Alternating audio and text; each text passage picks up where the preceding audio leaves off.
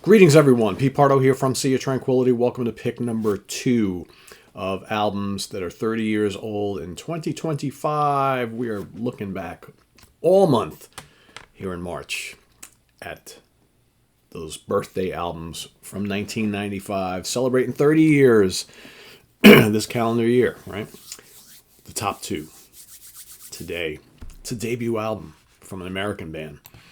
It was released on, hold on, I don't have my stuff ready here. It was released on June 27th, 1995, not October.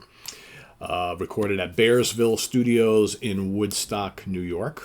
Not that far from me, actually. Pretty close, as well as some stuff done at River Sound Studios here in New York as well. Produced by Michael Barbiero for Relativity Records.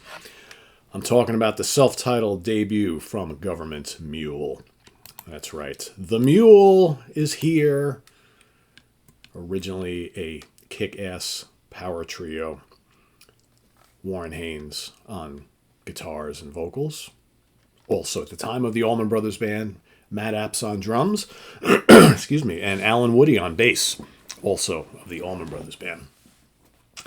I remember when this album came out, I was like, holy moly, because I was and still am a huge Allman Brothers fan, but, at the time, 1995, you got Warren and Alan part of that revamped version of the Allman Brothers Band, and I, didn't really hear all that much that they were going to go off and do like a little side project, which actually then turned out to be pretty much a full-time band, right?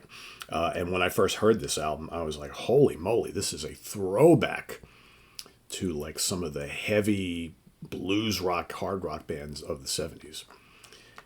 And, very different from what the guys were doing in the Allman Brothers.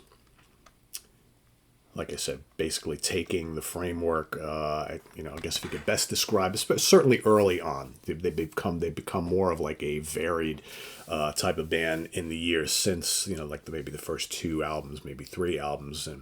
But early on, kind of like a throwback to bands like Free and Humble Pie and Bad Company, stuff like that, like the heavier British bands. At the time, maybe a little Deep Purple or Black Sabbath, and not quite that heavy, right, as Sabbath, but big gargantuan bluesy hard rock riffs from Warren Haynes and screaming guitar solos, a lot of guitar solos. You got Alan's big booming bass and the great drumming from Matt Apps, and of course Warren's amazing vocals. Now hearing him in this band singing lead, singing full time, singing all the vocals, whereas in Allman Brothers, he would be sharing lead vocals. He would actually sing very little when you really think about it. But of course, because you had Dickie Betts and Greg Allman doing the lion's share of the vocals, but he would sing in the Allmans as well. So here we got, it starts off with the quick little grinning in your face, which eventually moves into the bombardment that is Mother Earth. Like I said, I still remember like buying this actual CD, and popping this in, and Mother Earth kicks in, and I'm just kind of like, whoa, pretty heavy stuff. Then you got the fast-paced hard rockin' Horse, Monkey Hill, The Great Temporary Saint. And what I love too about some of this early stuff is there are lots of improvisation going on. Like Train's got all sorts of cool stuff going on. Great riff. Mule is absolutely terrific. The riffing in Mule is so good. It's such a catchy tune. And these songs are just like produced so well and just hard hitting. You got Dolphineus on here, Painted Silverlight, which is, they can do the little psychedelic stuff too. That's what was great about the Mule. They could do like the funky rock stuff, they could do the psychedelic stuff. Painted Silverlight's kind of like that, right? It's got some kind of little bit of pop hooks. It's moody, it's psychedelic, very, very cool.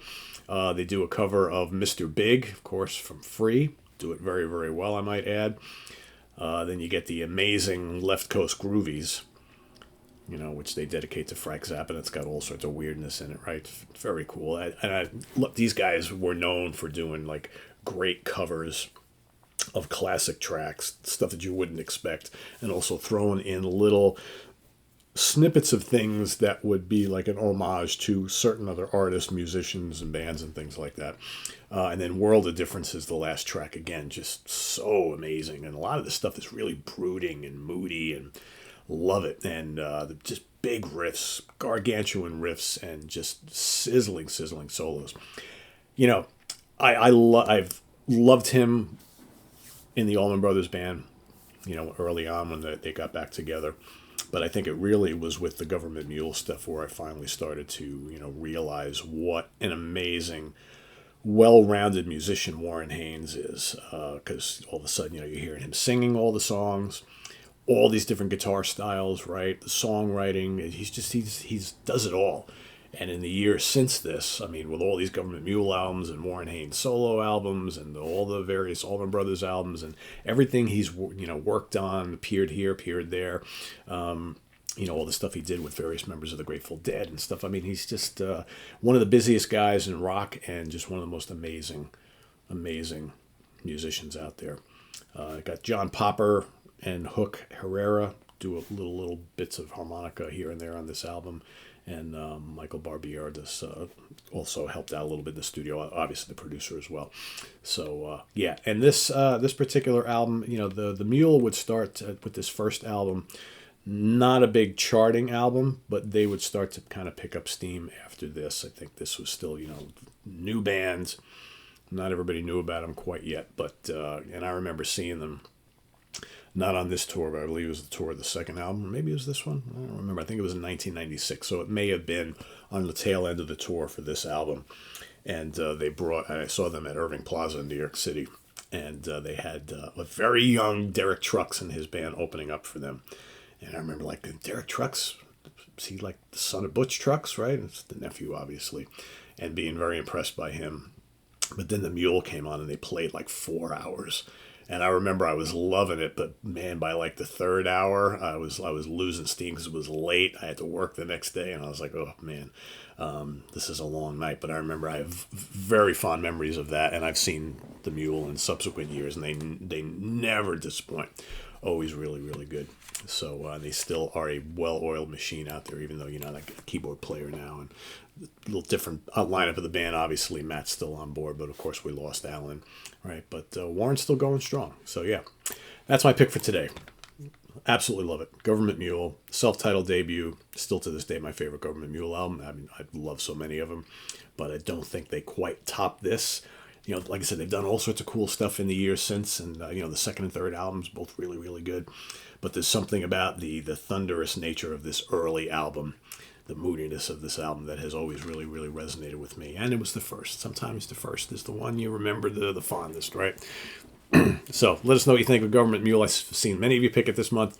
Let us know what you think of it down in the comments below, as well as your pick for today. Pick number 2, and we'll see you tomorrow for number 1. A lot of people are assuming wrong on what will be my number 1 pick, right? I'm surprised. So it's good every now and then to surprise you guys.